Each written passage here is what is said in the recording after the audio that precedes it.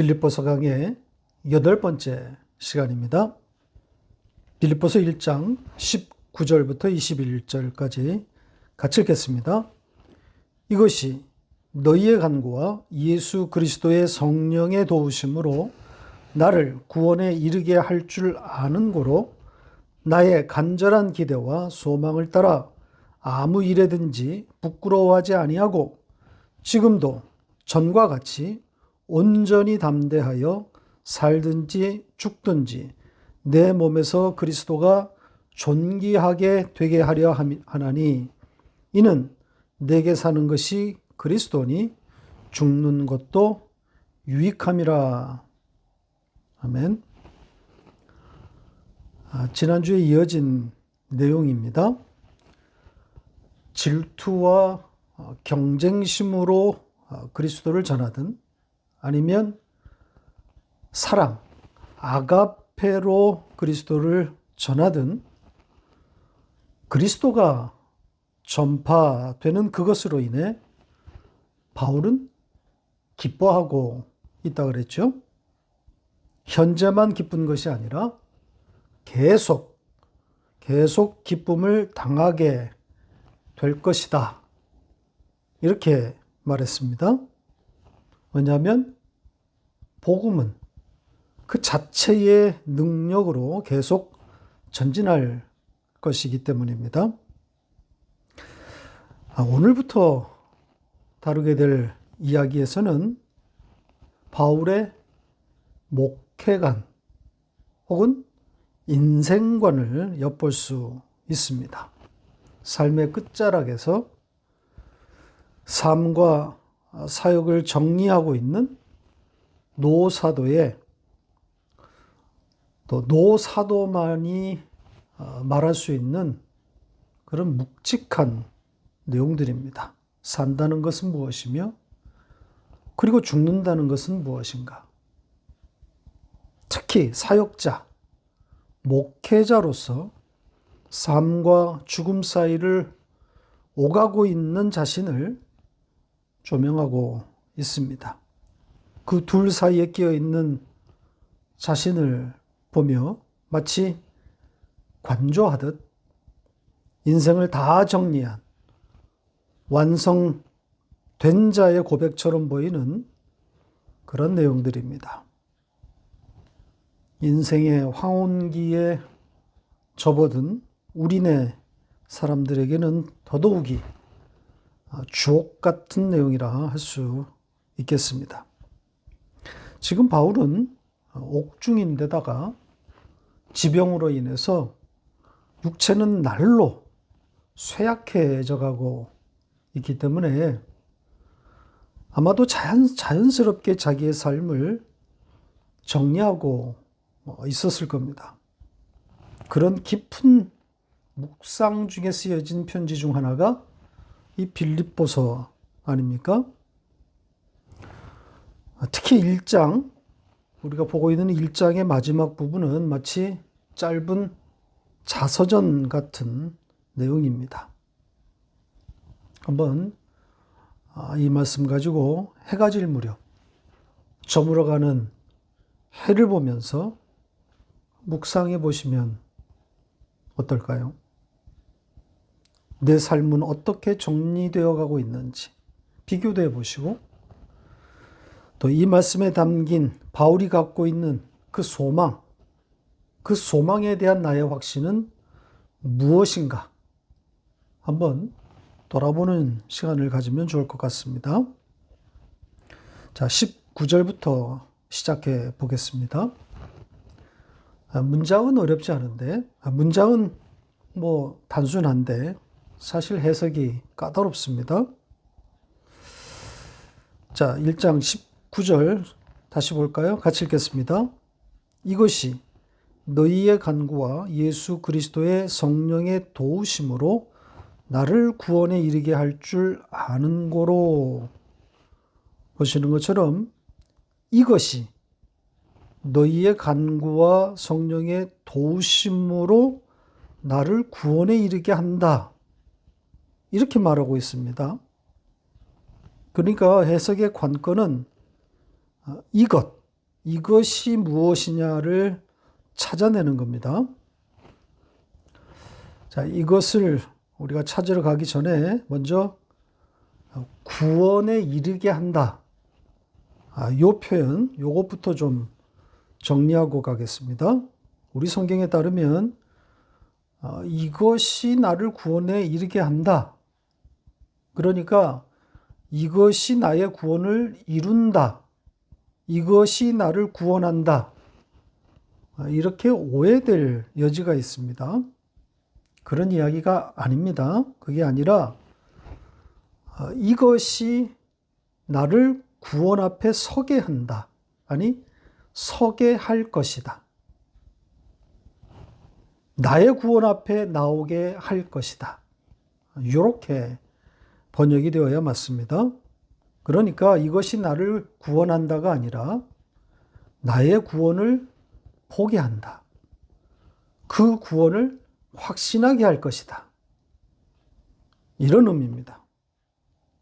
자, 그렇다면 이제 나를 구원 앞에 세우는, 나의 구원을 보게 하는 이것을 좀 찾아볼까요? 이것은 무엇일까요?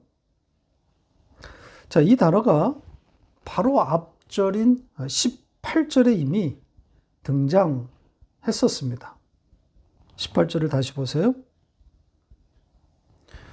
자, 좋지 않은 번역이라고 그랬죠. 이로서가 아니라 원문은 이것 안에서입니다. 그러니까 이것 안에서 나는 기뻐하고 또 기뻐함을 당하게 될 것이다. 이런 거라 그랬죠. 자, 그렇다면 이것은 무엇이겠습니까? 이전 설교에서 여러 번 반복해서 말씀을 드렸죠. 설득당함, 믿음, 혹은 믿음에서 나오는 해석, 이런 의미라 그랬죠. 그러니까 매임에 대한 해석. 그러니까 매임에 대해서 해석이 되니까 그것 안에서 기뻐하고 또 기뻐함을 당하게 될 것이다. 바울은 이렇게 말하고 있는 겁니다. 그러니까 내게 닥친 불행이나 혹은 아픔이 그리스도 안에서 해석이 되니까 이 마음, 이 기쁨이 찾아오는 것 아니겠습니까? 그러니까 믿음에서 나오는 해석이 정말 중요한 거란 말이죠. 자, 그렇다면 오늘 본문 이 19절에 이것이란 단어, 여기에다가 믿음 혹은 믿음에서 나오는 해석, 요 단어로 한번 바꿔서 읽어보세요. 그러니까 믿음이, 매임에 대한 해석이 나를 구원 앞에 서게 할 것이다. 나의 구원을 보게 할 것이다. 확신하게 할 것이다. 이렇게 되는 겁니다. 그러니까 내게 일어난 일이 그리스도 안에서 해석이 되면 그것이 나의 구원을 보게 한다는 그런 뜻입니다. 바울이 지금 이렇게 되었다는 거죠. 나는 알고 있다. 이와 같은 사실을 알고 있다 그러지 않습니까? 이것이 나를 구원 앞에 세울 것이라는 것을 나는 알고 있다. 이렇게 되어 있습니다. 나는 알고 있다. 무엇을? 이것이 나를 구원 앞에 세울 것이다. 이런 문장 구조입니다. 자, 그렇다면 너희들의 간구와 성령의 도우심으로 라는 표현은 이 문장에서 어느 위치 혹은 어떤 역할을 하고 있는 걸까요? 이것이란 단어의 배경 혹은 원인이라고 우리가 해석할 수 있을 겁니다. 그러니까 이 매임에 대한 해석이 나올 수 있게 된 배경 혹은 원인이라고 할 수 있습니다. 그러니까 빌립보 교회의 기도와 성령의 도우심으로 인해서 바울이 자기의 그 매임에 대한 해석이 가능할 수 있었다. 이런 이야기가 되는 거죠. 그러니까 빌립보 교회의 기도는 간접적인 배경이 되는 것이고 성령의 도우심은 직접적인 원인이라고 할 수 있습니다. 그러니까 예수 그리스도의 그 성령의 도우심이 자기에게 일어난 일을 해석할 수 있게 해 주었다는 것이고, 그 성령의 도우심의 배경에는 또 빌립보 교회의 기도가 있었다, 이런 의미입니다. 자, 여기에 이 성령의 도우심과 빌립보 교회의 간구, 이게 함께 등장하고 있다는 것에 주의해야 합니다. 마치 빌립보 교회의 기도가 있었기에 성령의 도우심이 가능했다, 성령이 움직이셨다, 이렇게 표현하고 있단 말이죠.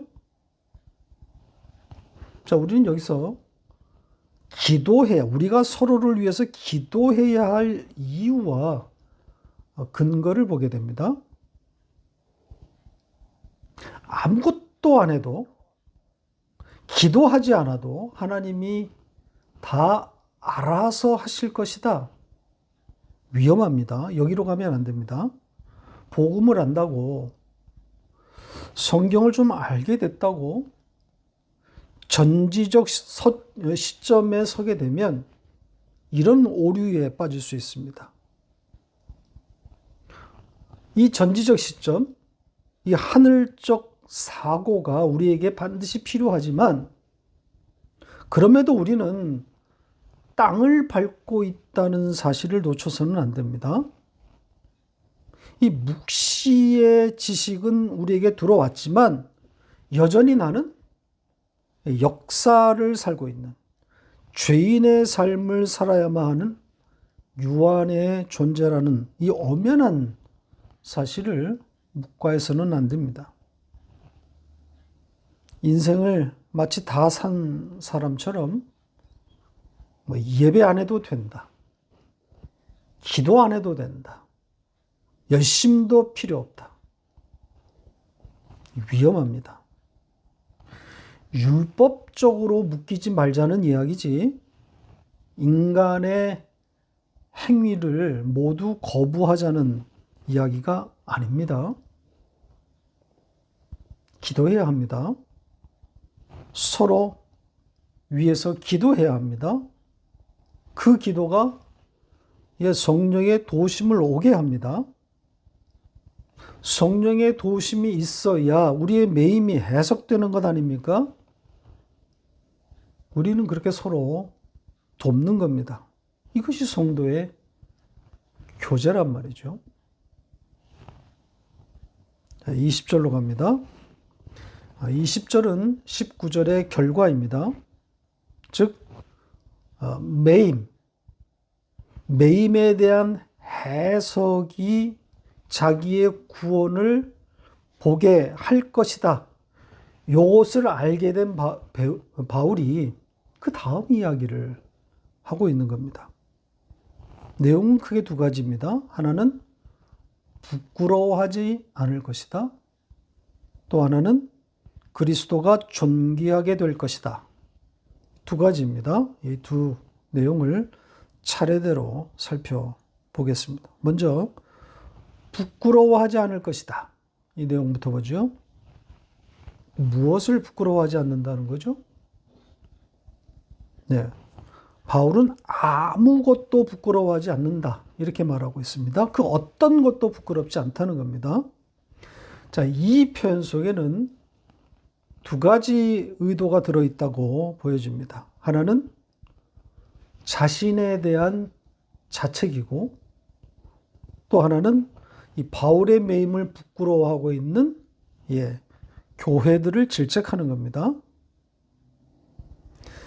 바울이 이 자신의 매임에 대해서 해석이 안 되었다면 아마 자신을 혹은 이 매임을 부끄러워했을 겁니다.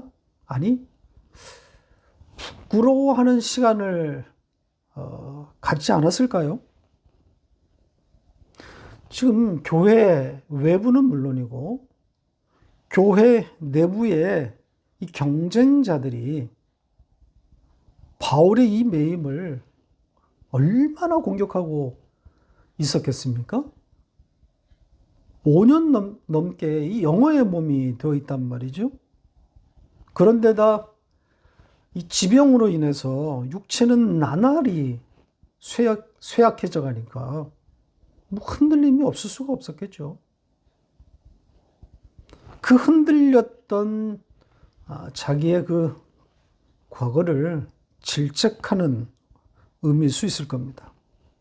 또 하나는 좀 전에 말한 것처럼 이 흔들리고 있는 동역자들, 소아시아의 여러 교회들에 대한 질책의 의도도 있었을 겁니다.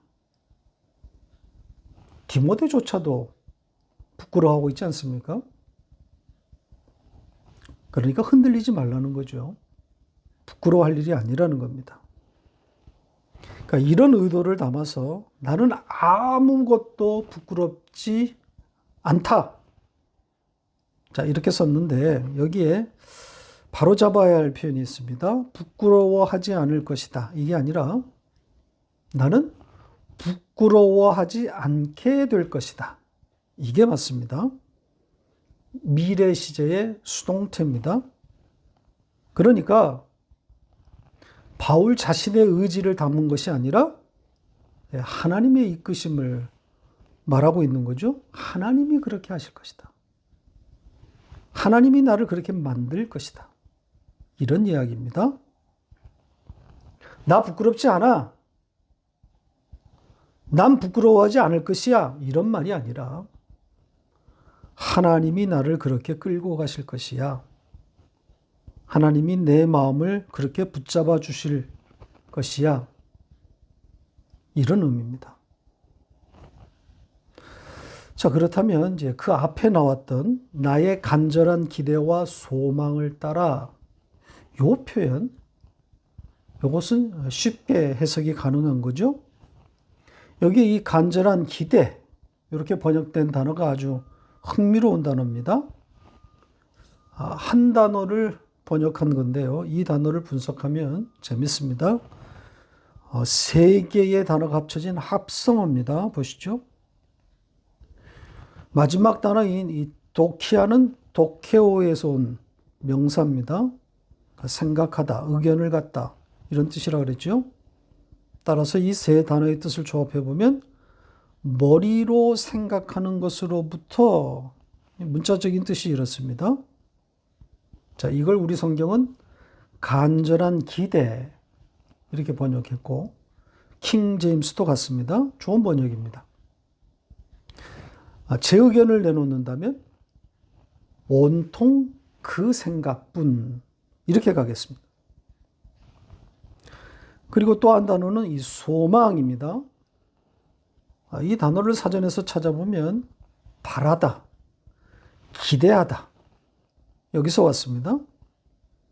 그러니까 앞의 단어와 뜻에 있어서 별 차이가 없는 거죠.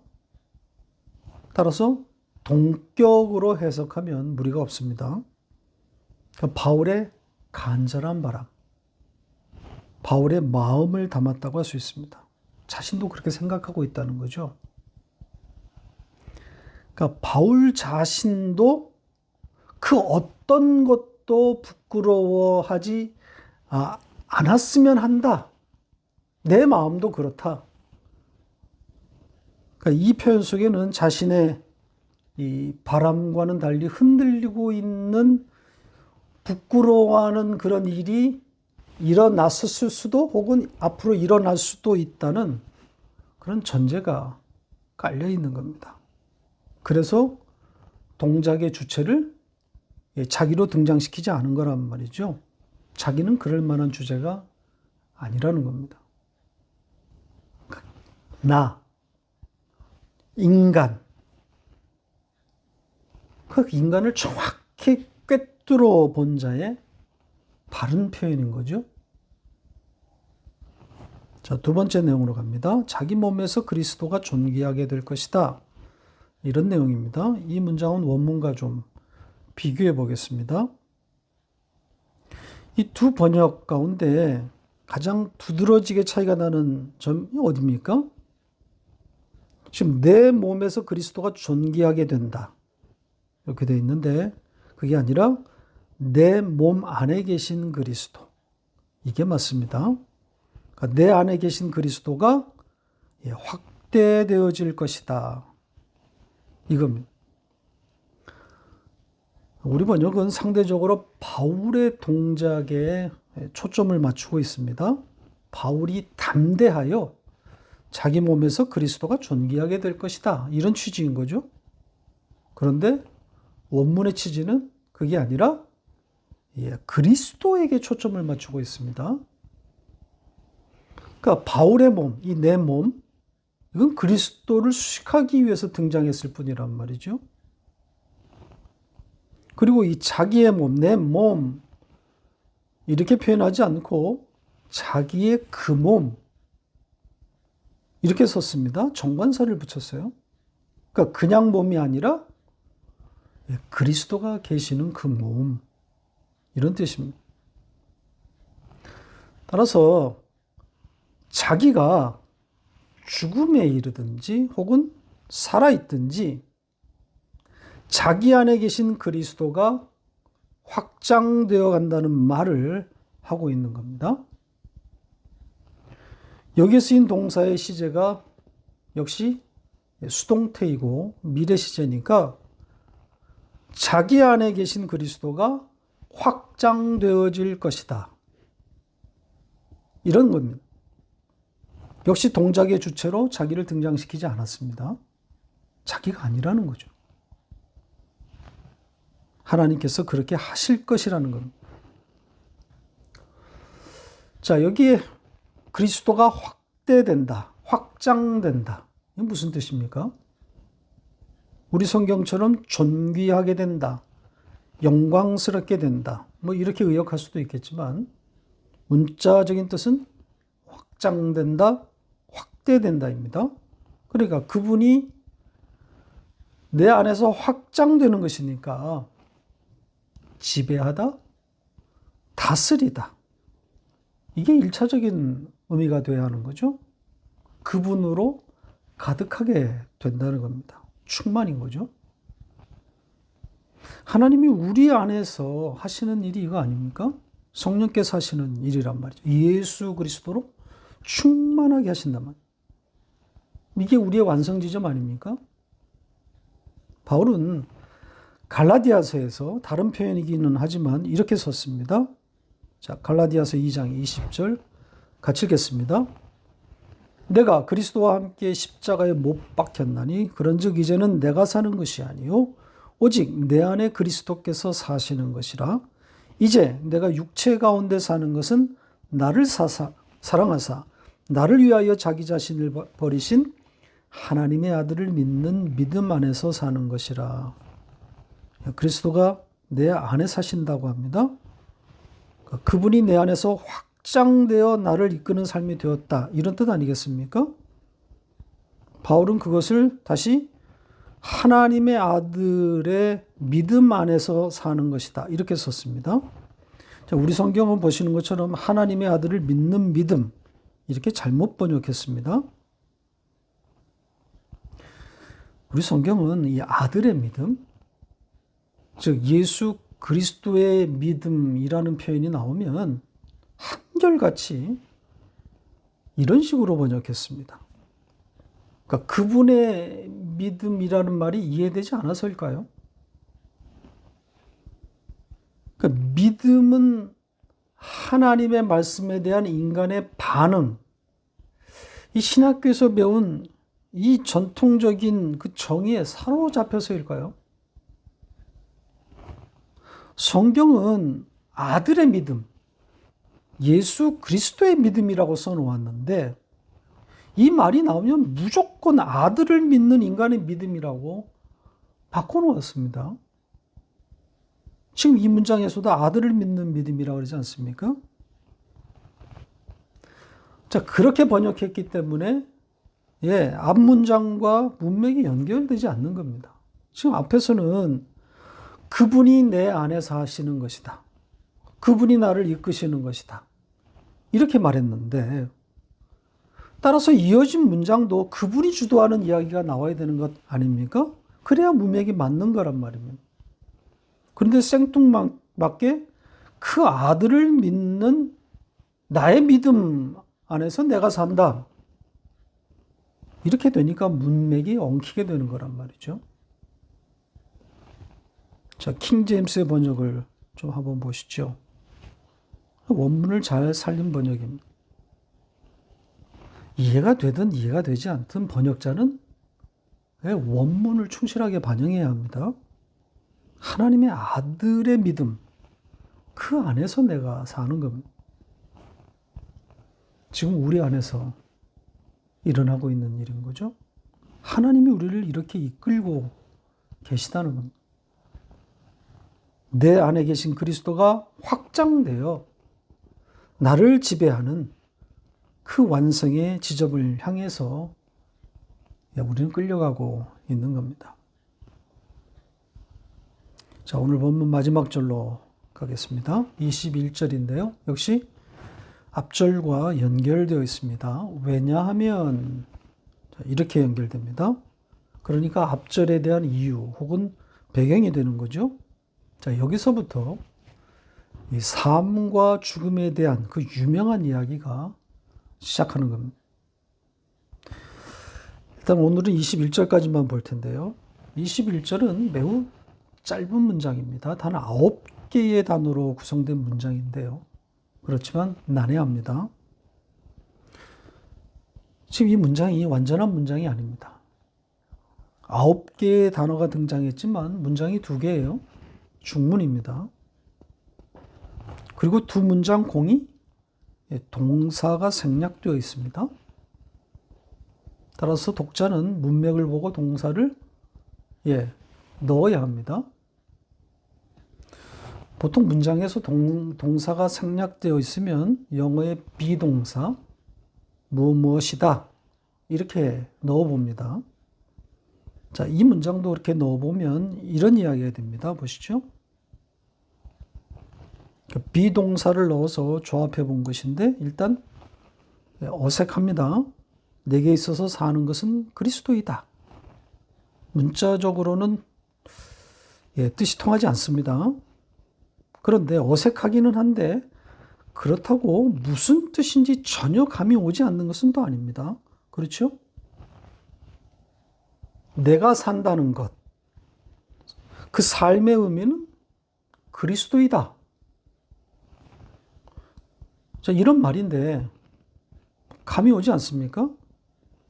그리스도가 내가 살아가는 의미입니다. 이건 이해가 되지 않습니까? 자, 연인들 사이에서 흔히 나올 수 있는 표현. 내가 사는 의미는 너야.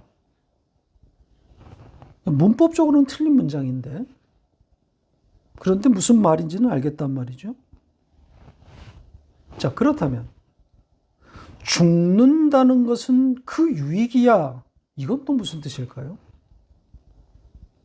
죽음으로 그것을 얻는다는 뜻인데 뭐 이렇게 놓고 보면 또 전혀 감이 안 오는 건 아닙니다. 죽음으로 그것을 얻는다. 죽음으로의 그 유익함을 얻는다. 이 죽는다는 것, 완성의 지점 아니겠습니까?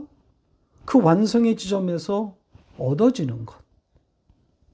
그 자리에서 붙들고 있는 그 유익. 그게 뭐겠습니까? 의미상 바로 앞에 앞문장에 나왔던 그리스도를 받고 있는 것 아닐까요? 나에게 사는 것은 그리스도야. 이 문장의 그리스도가 바로 죽을 때의 나의 얻음, 나의 유익, 그 유익. 이게 다 정관사들이 붙었단 말이죠. 따라서 죽음으로, 죽음의 그 지점에서 그리스도를 온전하게 얻는다. 이런 이야기 아니겠습니까? 그분으로 가득 채워져서 완성된다. 완성을 이룬다. 이런 의미라고 할 수 있습니다. 따라서 살아도 그 의미는 그리스도인 것이고, 죽어도 그리스도를 얻음이 된다는 것이니까 같은 이야기를 하고 있는 거란 말이죠. 사는 것과 죽는 것은 그 의미에 있어서 복음을 아는 자, 그리스도를 아는 자에게 있어서는 차이가 없다는 것 아니겠습니까? 사는 것이나 죽는 것은 그 의미에 있어서 같다. 그리스도란 말이죠. 이 삶과 죽음에 대한 이야기는 다음 시간에 좀 더 자세히 이어서 다루도록 하겠습니다. 내용이 계속 이어지고 있기 때문입니다. 말씀을 맺겠습니다. 오늘 살펴본 것처럼 바울은 자기의 삶을 표현함에 있어서 일관되게 동작의 주체를 자기가 아니라는 것을 밝히고 있습니다. 마치 자기를 상실한 사람처럼 말입니다. 힘이 다 빠진 거죠. 그렇게 내가 죽으면 되는 겁니다. 죽은 나를 보면서 내 안에 사시는 그리스도를 보면 되는 겁니다. 거기가 성도의 완성 지점 아니겠어요? 그렇게 죽어가는 나 칭찬합니다.